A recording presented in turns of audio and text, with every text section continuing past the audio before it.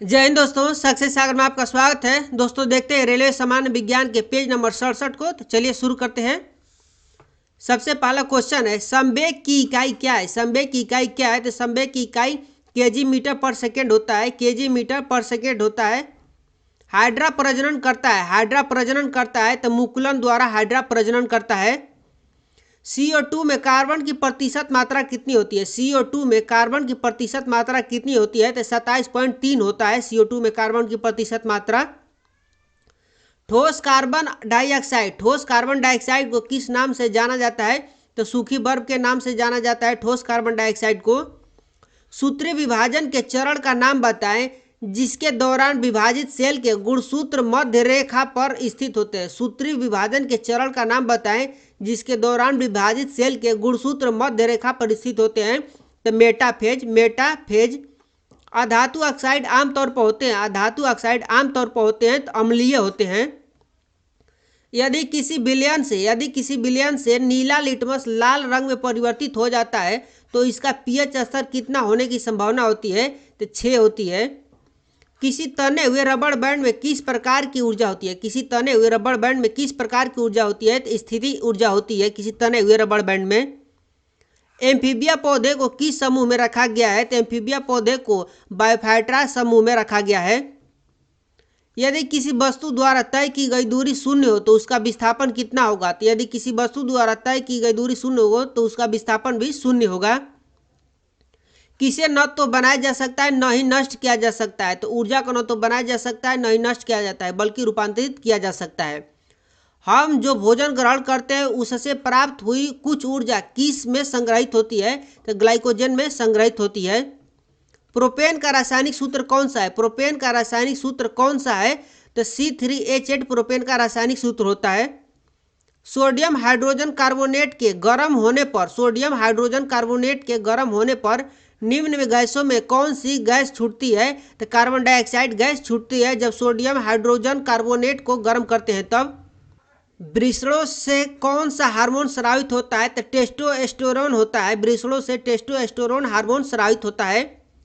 गतिशील वस्तु की गतिज ऊर्जा Ki किस पर निर्भर करती है? तो द्रव्यमान और वेग पर निर्भर करती है। आधुनिक आवर्त सारणी के तीसरी अवधि और 8वें समूह में रखी गई नोबेल गैस का नाम बताएं।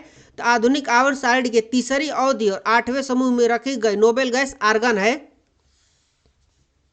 कौन सा अस्थायी ऊतक एक पौधे को कठोर और मजबूत बनाता है? कौन सा अस्थायी ऊतक एक पौधे को कठोर और मजबूत बनाता है? एस्क्लेरेंकाइमा बनाता है। एस्क्लेरेंकाइमा ऊतक पौधे को कठोर और मजबूत बनाता है। किसी एकल आवृत्ति की आवाज को क्या कहा जाता है? किसी एकल आवृत्ति की आवाज को क्या कहा जाता है? तो टोन कहा जाता है। प्रजनन के लिए फूलों में आवश्यक अंग कौन सा है? तो पुंकेसर और स्त्रीकेसर। एक शुष्क सेल में ऊर्जा किस रूप में संग्रहित रहती है? एक शुष्क सेल में ऊर्जा किस रूप में संग्रहित होती है? तो रासायनिक ऊर्जा के रूप में संग्रहित होती है। 1 वाट बराबर होता है 1 जूल प्रति सेकेंड। 1 वाट बराबर होता है 1 जूल प्रति सेकेंड। तत्वों को उनके परमाणु द्रव्यमान के आधार पर वर्गीकृत करने का श्रेय किसे जाता है? तो दमित्री मेंडलीव को जाता है। तत्वों को उनके परमाणु द्रव्यमान के आधार पर वर्गीकृत करने का श्रेय दमित्री मेंडलीव को जाता है। आधुनिक आवर्त सारणी में धातुओं को कहां पर रखा जाता है? तो बाईं ओर रखा जाता है। आधुनिक आवर्त सारणी में धातुओं को बाईं ओर रखा जाता है। किसी परिपथ में विद्युत प्रवाह किसके द्वारा संभव होता है? किसी परिपथ में विद्युत प्रवाह किसके द्वारा संभव होता है? तो इलेक्ट्रॉनों की गति के द्वारा संभव होता है। गतिज ऊर्जा किसके बराबर होता है? गतिज ऊर्जा किसके बराबर होता है? तो 1/2 mv² के बराबर होता है। भार का एसआई इकाई क्या है? भार का एसआई इकाई क्या है? तो न्यूटन होता है भार का एसआई इकाई। उस विटामिन का नाम बताएं जिसके कमी के कारण अत्यधिक खून बहने लगता है। उस विटामिन का नाम बताएं जिसकी कमी के कारण अत्यधिक खून बहने लगता है। तो विटामिन के कमी के कारण अत्यधिक खून बहने लगता है। चूने के पानी में कार्बन डाइऑक्साइड गैस प्रवाहित करने पर यह दूधिया हो जाता है। ऐसा किसके कारण होता है? तो कैल्शियम कार्बोनेट बनने के कारण होता है। जब चूने के पानी में कार्बन डाइऑक्साइड गैस प्रवाहित किया जाता है तो दूधिया हो जाता है जब उसमें कैल्शियम कार्बोनेट बनता है तब। वायु का निरपेक्ष अपवर्तक सूचकांक कितना है? वायु का निरपेक्ष अपवर्तक सूचकांक कितना है? तो 1.0003 होता है। अधात्विक गुण बढ़ता है, अधात्विक गुण बढ़ता है तो सोडियम से क्लोरीन तक, अधात्विक गुण बढ़ता है सोडियम से क्लोरीन तक। 1 नैनोमीटर क्या है? 1 नैनोमीटर क्या है? तो 10⁻⁹ मीटर के बराबर 1 नैनोमीटर होता है। वेग में परिवर्तन की दर को क्या कहा जाता है? वेग में परिवर्तन की दर को क्या कहा जाता है? तो त्वरण कहा जाता है। ध्वनि है तो ध्वनि यांत्रिक लहर है, ध्वनि यांत्रिक लहर है। यदि कोई वस्तु वृत्ताकार पथ में घुमाई जाती है तो उस पर किया गया कार्य होगा तो शून्य होगा। यदि किसी वस्तु को वृत्ताकार पथ में घुमाई जाए तो उस पर किया गया कार्य शून्य होगा। रुधिर के जमने में किस खनिज की आवश्यकता होती है? रुधिर के जमने में किस खनिज की आवश्यकता होती है? तो कैल्शियम की आवश्यकता होती है। पौधों में बौनापन निम्नलिखित में से किसके उपचार के द्वारा नियंत्रित किया जा सकता है? पौधे में बौनापन निम्नलिखित में से किसके उपचार के द्वारा नियंत्रित किया जा सकता है? तो जिब्रेलिनस अम्ल के द्वारा, जिब्रेलिनस अम्ल के द्वारा। एल्यूमिनियम ऑक्साइड प्राकृतिक में है, एल्यूमिनियम ऑक्साइड प्राकृतिक में है तो उभयधर्मी, एल्यूमिनियम ऑक्साइड प्राकृतिक में उभयधर्मी है। फास्फोरस की परमाणुकता क्या होती है? फास्फोरस की परमाणुकता क्या है? तो त्रिपरमाणुविक है। फास्फोरस की परमाणुकता त्रिपरमाणुविक है। अंडा अंडाशय से कोख में किसके माध्यम से लाया जाता है? अंडा अंडाशय से कोख में किसके माध्यम से लाया जाता है? तो डिंब वाहिनी के द्वारा, डिंब वाहिनी के द्वारा। खाली स्थान में प्रचुर मात्रा में सफ़ेद फाइबर पाया जाता है तो शिराओं में प्रचुर मात्रा में सफ़ेद फाइबर पाया जाता है। किसी गोलाकार दर्पण के परावर्तक सतह के व्यास को क्या कहा जाता है? किसी गोलाकार दर्पण के परावर्तक सतह के व्यास को क्या कहा जाता है? तो छेद कहा जाता है। खाने का नमक NaCl किसके बना होता है? खाने का नमक यानी NaCl किससे बना होता है?